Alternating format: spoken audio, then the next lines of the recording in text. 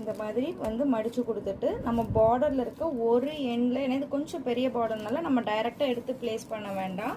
So just இந்த மாதிரி ஒரு எண்டில் மட்டும் இந்த மாதிரி பிளேஸ் பண்ணிட்டு நல்லா இப்படி ப்ரெஸ் பண்ணி கொடுத்துக்கோங்க.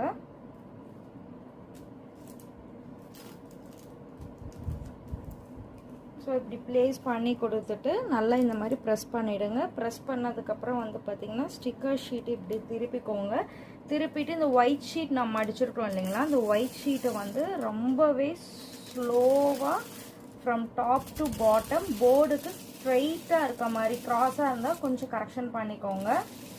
ஸ்ட்ரைட்டாக இருக்க மாதிரி ஃப்ரம் டாப் டு பாட்டம் வந்து இந்த மாதிரி ஜஸ்ட்டு நம்ம வந்து எடுத்துடணும். எடுத்துட்டு எண்டில் வந்து இந்த மாதிரி நல்லா இப்படி வந்து ப்ரெஸ் பண்ணி கொடுத்துக்கோங்க.